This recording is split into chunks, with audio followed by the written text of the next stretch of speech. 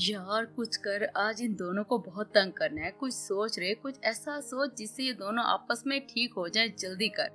मारिया फराह को कहते ही कमरे के बाहर पिलर के गिर्द चक्कर काटने लगी। फराह ने कुछ सोचते हाँ में सर हिलाया था।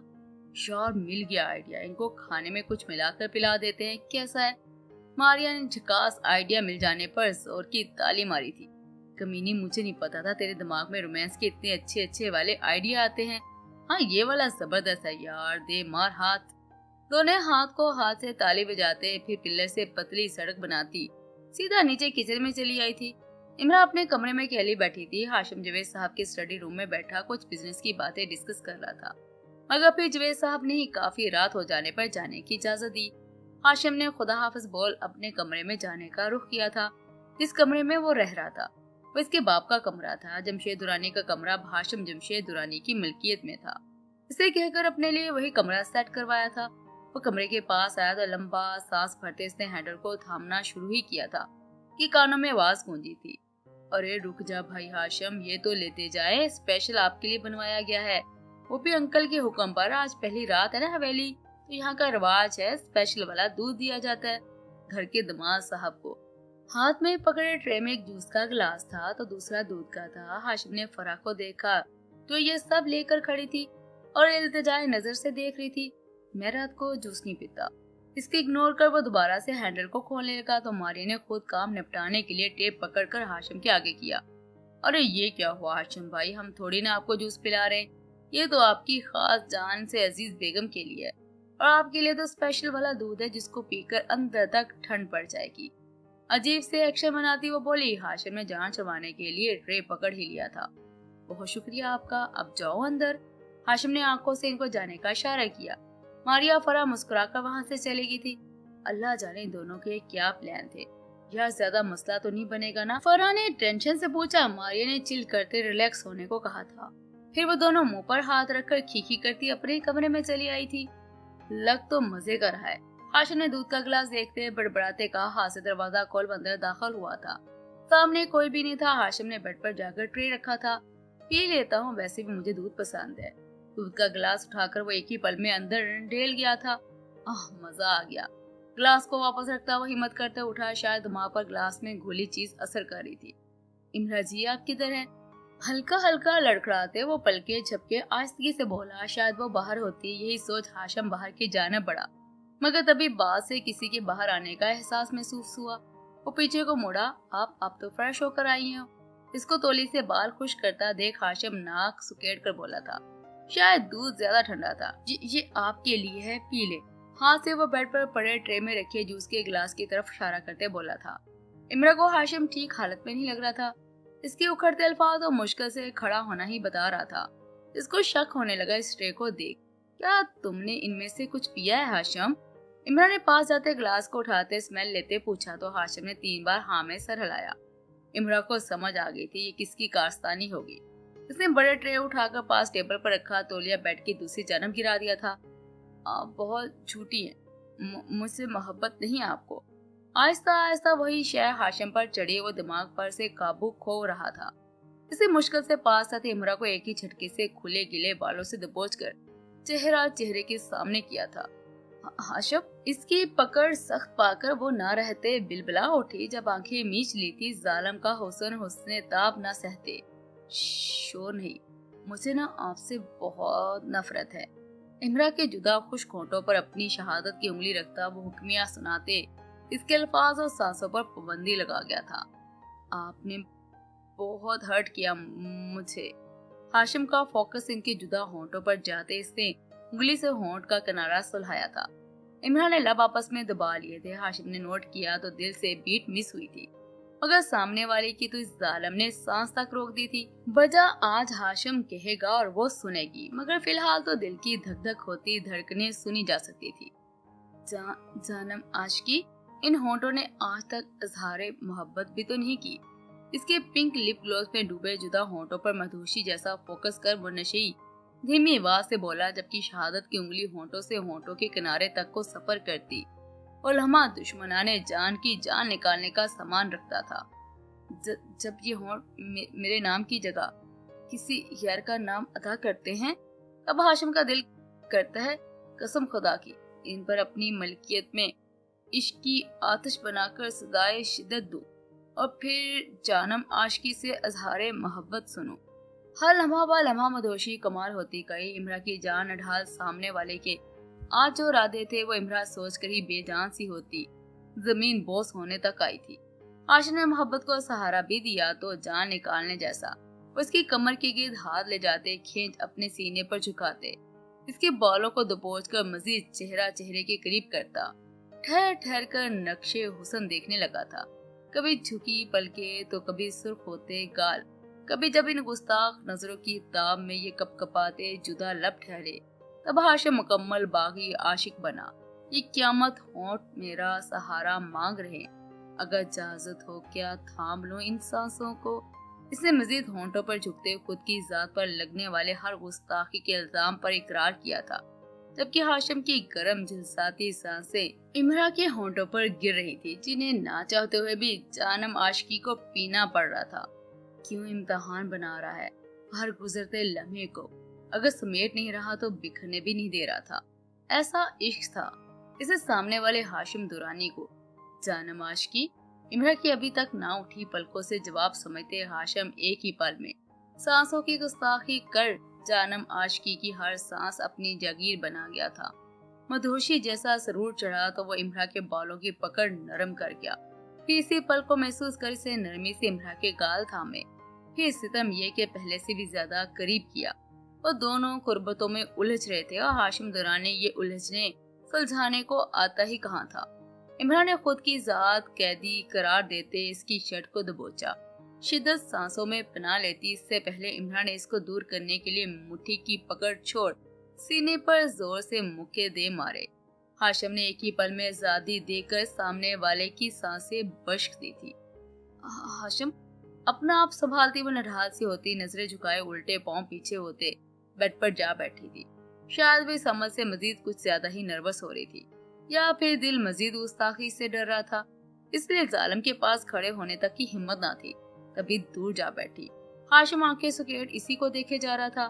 आपने थप्पड़ क्यों मारा है?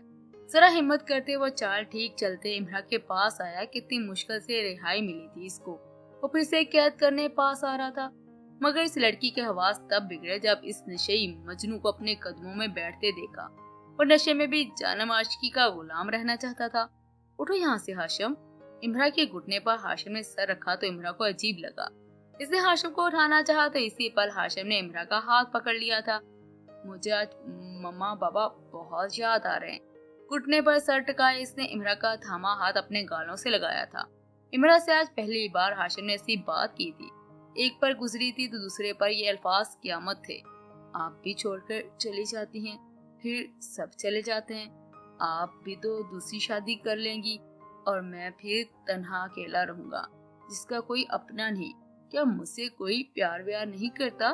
आंखें बंद कर वो सहमे गमगीन टूटे फूटे लहजे में बोला था। सितम तो तब हुआ जब इमरा ने अपने हाथ की हथेली हाशिम के आंसू से नम पाई। किसने कहा था तुमसे कि इमरा छोड़ देगी अपने बर्गर को? इसके साथ नीचे जा बैठे इमरा ने पहले तो ये नम आंसू साफ किए, फिर इसको जोर से हक किया और वो देखता रह गया। आपने अपने हिसार में लेता हाशिम धीमी आवाज से इस्तिफादा करते हुए इमरा को मजीद खुद में छुपाने लगा था। पागल मत बनो, तुम हमेशा से मेरे हो समझे। तुम अब उठो यहाँ से और ऊपर लेटो। जैसे तैसे कर इसके मजबूत सीने से आजाद होती वो हाशिम का बाजू पकड़ती इसको बेड के ऊपर बैठाती बोली थी, जब भी सोता हूँ आप छोड़कर चली जाती हैं। मैं आंखें नहीं बंद करूंगा, मुझे हमेशा आपको देखना है। इमरान ने इस पर कंफर्ट दुरुस्त किया तो हाशिम ने दिली खौफ से कहा था। इतना ही डरता था वो इमरा को खोने से। तुमको पागलों की तरह चाह ना लूं, अपनी मोहब्बत का यकीन न दिला लूं, तब तक कहीं पर नहीं जा रही। अभी तो तुम्हें बहुत तंग करना है मुझे, इसलिए ये फजूल की सोचे मत लाया करो। मैं हमेशा तुम्हारी होकर तुम्हारे पास हूँ। माथे पर झुककर बोसा देती वो हाशिम के दिल तक को सुकून दे गई थी। जितनी भी इस दूध में मिली शय से चढ़ी थी वो आहिस्ता आहिस्ता उतर रही थी, मगर दिमाग नींद मांग रहा था। आप मेरे साथ लेट जाएं ये समझ कर के मुझे बंद आंखों से ज्यादा खुली आंखों से आपको देखकर सुनहरे ख्वाब आते हैं। जाने वाली की कलाई पकड़ता वो नरमी से अल्फाज बोलते सामने वाली को रुकने पर मजबूर कर गया था। इमरान ने हल्की मुस्कुराहट से हाँ में सर को जुबश दी। दूसरी सर पर जाते इसने तौलिया सोफे पर रखा, फिर दोबारा पास आते इसके साथ लेट गई थी। क्योंकि वो जानती थी महबूब के कुछ मांगने पर अगर जान तक हासिल न की जाए तो इश्क किस काम का। हाशिम, तुम मुझे बताओगे कि तुम्हें ये जूस और दूध का ट्रे किसने दिया था? आहिस्ता से हाशिम के बाल सुलहाती वो धीमी सी बोली थी, मगर मुकाबल से कोई रिस्पॉन्स नहीं मिला क्योंकि हाशिम आंखें बंद कर शायद सो चुका था। वही तो यही समझ सकती थी। प्लीज अल्लाह सब ठीक कर दे, मैं और बर्दाश्त नहीं कर सकती मेरा हाशिम आज फिर रोया है। मुझे नहीं पता मगर मैं अब हाशिम को सब सच बता दूंगी, फिर चाहे जो मर्जी सजा दे वो मुझे, मगर नफरत तो मत करे मुझसे। दिल में अपने रब से मदद तलब कर दी। इमरान ने एक बार फिर से इसके माथे पर झुककर अपने होंठों से शिद्दत भरा बोसा दिया था। वो वापस को पलटी ही नहीं थी कि दिल कहता था कि गालों को छू लो। इमरान, हाय अल्लाह जी, मैं तो ऐसी ही नहीं थी। पहले पहल इसने इनकार की हिम्मत की। दिमाग ये कहता था कि शुक्र आप बख्शिश हो गई, मगर दिल कहता था कि फिर से सजा लिखी जाए। नसीब में इसने बागी ना समझ नदान दिल की मान आंखें बंद कर हाशिम के गालों पर किस किया। इसकी हल्की सी नुमाया शेविंग की चुभन से वो फौरन से दूर हुई थी। अपने होंठों पर शहादत की उंगली रख दी।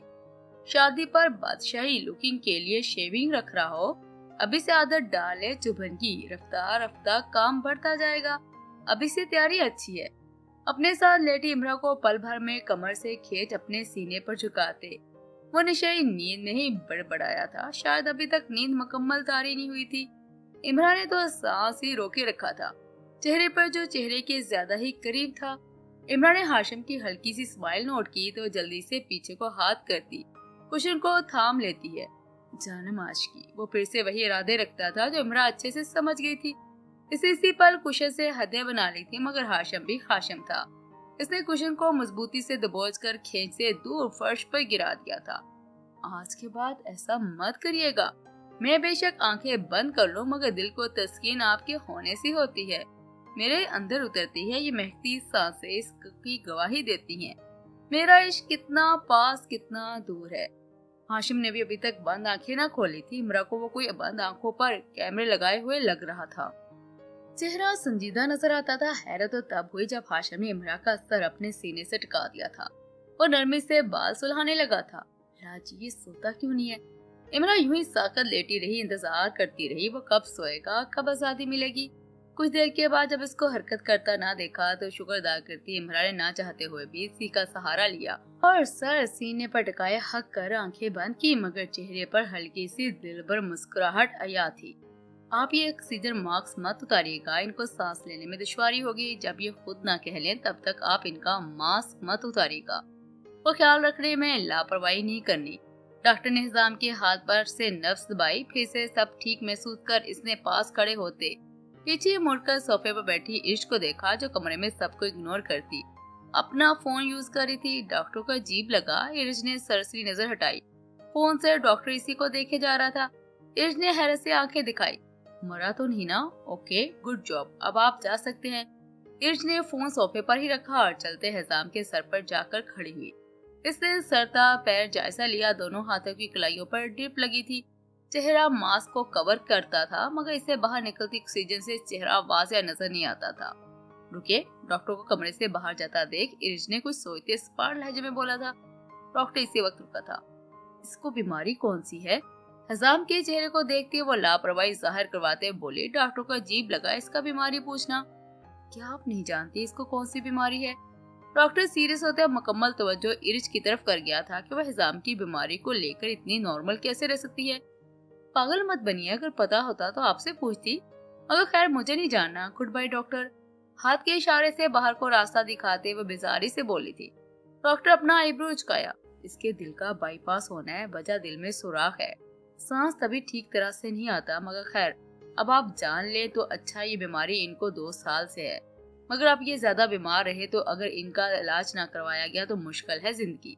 मुझे इसको बाहर का रास्ता दिखा रही थी। इनके हाथों पर इन अल्फाज ने रस्सी डालकर रोका और मुकम्मल वजूद साकत सी हुई थी।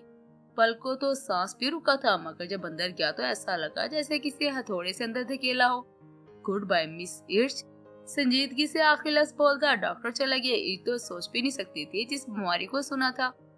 मुझे क्या पड़ी इसको सोचने की, अपना इलाज खुद करवाए। खुद को रिलैक्स करती वो आप भरती वापसी को मुड़ी थी। कितनी बेहिस जालिम, सीने में पत्थर था इसके न जाने किस शय का दिल रखती थी।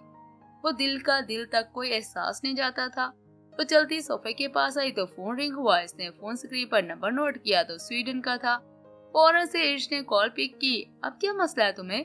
इसे भी बेजारी से बात करती इर्श सोफे पर गिरने से के अंदाज पे बैठी थी, जबकि सर पुश्त पर गिराया था। वो बिल्कुल इसके सोफे के सामने वाले बेड पर बेहोश लेटा था। जिसको दिल की खरीदारी करनी थी एक वो थी इसकी बीवी, जो सुनकर भी रिलैक्स थी। लिसन इर्श, कल तुम्हारी और हिजाम की वेडिंग है। फाइनल हो गया है, बॉस ने कर दिया है। अब इनकार मत करना। बॉस सब जानते हैं तुम पहले से इसके साथ रिलेशन बना चुकी हो। इर्श ने आंखें फाड़ी। ये सुनकर वो कितनी रिलैक्स सी पुश्त लगाए लेटी थी, मगर अब ये सुनकर वो फौरन से सीधी हुई सामने वही लड़का नजर आया। क्या? मगर इसकी हालत का तुझे पता है? ये वेडिंग हॉल में जाने की ताकत नहीं रखता। क्या तुम पागल हो जो कल मेरी वेडिंग रख दी है? कोई भी बहाना बनाती वो तड़पती चिड़िया की तरह सोफे से उछलती उठकर खड़ी हुई थी। कौन कह रहा है कि वेडिंग हॉल में जाना है? तुम्हारे घर पे ही फंक्शन होगा और बस 2 रिपोर्टर्स कैमरामैन जो सबूत के लिए तुम्हारी वेडिंग की पिक्स बनाएंगे और हम सब होंगे। एक ब्यूटिशियन, इससे ज्यादा कुछ और अरेंजमेंट नहीं है। तुम्हारी ड्रेसिंग के लिए मैंने कुछ पिक्स व्हाट्सएप की हैं, देख लो और सिलेक्ट कर लो। जितना सुना था इसने कहीं ज्यादा आग लगी थी। इस इर्ज को सामने लेटे हिजाम को देख तो आग बगोला हो रही थी इर्ज। और हाँ, इस दिन वाला सीन जो तुम्हारे हस्बैंड ने कंप्लीट किया था ना, जिसकी वजह से ये सब हुआ, वो सीन दोबारा से होगा, मगर इस बार शूटिंग एरिया में नहीं बल्कि तुम्हारी वेडिंग एरिया में। एक ही सांस में बोलती स्वीडन ने हिम्मत दिखाई। डर भी लगता था इस पागल लड़की से, मगर नौकरी भी तो करनी थी। बकवास बंद करो स्वीडन, जो मुंह में आया है बक देती हो। इर्ज ने दांत पीसते पेशानी पर बल डाले थे। देखो इर्ज, मुझे पता है तुम गुस्से में हो, मगर ये भी याद रखो किसी हफ्ते फिल्म की रिलीजिंग है और अवार्ड भी इसी साल को मिलना है। यही टाइम है अपनी मेहनत जीत लो। और तुम तो आगे ही इर्ज हो, जिसको अपनी एक्टिंग से ज्यादा कुछ अजीज ही नहीं है। इर्ज का माइंड दूसरी तरफ करती हुई इसको समझाने लगी, मगर ये तो स्वीडन ही जानती थी इर्ज को हैंडल भी इसी तरह किया जा सकता था। ओके, बट फिक्स तक, अरेंजमेंट बाद में, भाड़ में जाओ तुम सब, और ऐसा वैसा तो कुछ सोचना भी मत, समझी तुम? स्वीडन ने इसे धमकी सुनी तो हंसी कंट्रोल की। क्या यार, मेरे हस्बैंड है, मैं इनको सोचूंगी, हिसाम को क्यों? और प्लीज यार गुस्सा कम किया करो, आगे ही बेचारा बीमार रहता है। ऐसे ये लड़का गरीब बिल्कुल भी नहीं जितना मालूम हुआ है। इतना जानकर कि इसकी दौलत हैरान हूँ मैं, न जाने कितनी कंपनीज का सीईओ है ये हिजाम, मगर खैर छोड़ो। जानबूझकर इसको चढ़ाते स्वीडन ने शौकी से कहा था, जहल कहीं तेरे शोहर तेरी टांगे तोड़ न दे, निकल यहाँ से। फोन को सोफे पर उछालते वो गुराई काफी गुस्से में लग रही थी। इसने अपनी पेशानी मसली। अब कल का दिन सोचने लगी। ये वार्ड का सिलसिला इस महीने को होना था, क्या मुसीबत है मेरे लिए। आह, बेबस सी होती वो मुठियां भीज कर बोली थी। इसने फिर से हिजाम को घूरा, जिसकी ऑक्सीजन मास्क से निकलती भाप चेहरा ढांप देती। आह, इस लड़की की इतनी औकात मेरे साथ तस्वीर बनाने की। तंजिया भरती वो मुंह खोलकर बोले, जबकि जाविये बेजारी दिखा रहे थे। आखिर समझता क्या ये खुद को, आज अच्छा मौका मिला है, इसको छोड़ूंगी नहीं। जहन में आते ख्याल आने वाले वक्त की खैर नहीं बता रहे थे। इर्ज ने पास पड़ी ऑक्सीजन मशीन का स्विच बंद करने के लिए हाथ आगे ही बढ़ाया, मगर तभी किसी के भारी हाथ ने इर्ज का हाथ पकड़कर ये अमल रोक दिया। इर्ज, देर बाद कहता वो सितमगर को देखने की हिम्मत करता, आहिस्ता आहिस्ता आंखें खोलता है। हाथ छोड़ो मेरा। यकदम खींचकर अपना हाथ पीछे को करती इर्ज ऊंचा बोली, मगर हिजाम का हाथ बेडशीट से फिसलता नीचे को हुआ था। लिसन इर्ज, आहिस्ता से मुकम्मल आंखें खोल वो मध्यम मध्यम सा सांस खींच रहा था। मुझे मारना चाहती हो? इन मोटी स्याह जालिम आंखों में देखते हिजाम तरसते दिल से बोला था। इर्ज इनकार कर देगी? हाँ, और तुम्हें देखना हिजाम, जितनी मेरी एक्टिंग का सत्यानाश मार चुके हो तुम, इतनी तुम्हारी जिंदगी की हर सांस का मैं सत्यानाश मारूंगी। मगर वाह यार, तुम्हें पता है सबसे मजे की क्या बात है? चेहरे पर तंजिया मुस्कुराहट जाहिर करवाते इर्ज ने अपनी शहादत की उंगली इसके दिल के मुकाम पर रखी और जरा दबाई। तुम्हारे इस टूटे फूटे सुराखी दिल के साथ अब जो इर्ज करेगी सारी दुनिया याद रखेगी। तुम मुझे जान लेते तो कभी मेरा नाम खराब ना होने देते, मगर अफसोस तुम्हारी जिंदगी पर। क्या कर सकते हैं अब तो ये लड़का जितने दिन जिंदा रहेगा इतने दिन ये इर्ज मारेगी और अपना बदला लेगी। हजाम ने इस जालिम को देखते अच्छा अपनी आंखें ही बंद कर ली थी, मगर अल्फाज से कैसे बचा जा सकता था? कितनी नडर थी वो कुदरत के फैसलों से। शायद वो ये भूल गई थी कि वक्त बादशाहों के साथ खेल जाता है, क्या इसकी बारी नहीं आएगी? मगर हकीकत तो ये थी कि वक्त ने खेलना शुरू कर दिया था। और इर्ज की सोच से परे, मुझे इसी टूटे फूटे सुराखी दिल की कसम, इर्ज तुम्हें अपनी इश्क ना बना लिया, जिंदगी का मतलब ना समझा दिया, तब तक चैन से नहीं मरूंगा मैं। वो दोबारा से आंखें बंद कर सुकून का सांस भरता है। इसे दिमागी सुकून के लिए सोना ही बेहतर समझा। बास्टर कहीं का, जहल, कमीना इंसान, बंदरी का यार। वो कमरे से बाहर गई दूसरे कमरे में जाने के लिए, मगर फिर दोबारा ही इसी कमरे में आई। क्योंकि आग जो लगा दी थी मैडम ने, अब दोनों एक ही कमरा यूज करते थे। ईर्ष ने दरवाजा खोला और अपनी इज्जत नफ्स पर काबू रखा, क्योंकि अभी तो बड़ी बड़ी बातें कर कर गई थी, अब फिर दोबारा वह आ गई थी। बस आज ही रहूंगी इस कमरे में, कल अपना कमरा सेट करवा लूंगी। आंखें बंद कर लेटे हिजाम को बड़ी आंखों से देखती वो ऊंचा बोली थी, जबकि हिजाम के होंठों पर मुस्कुराहट सजी थी। इसकी बातों पर ईर्ष ने सोफे को देखते पांव पटके, फिर इसी जगह जा लेटी, मगर न जाने कल का दिन कैसा होगा।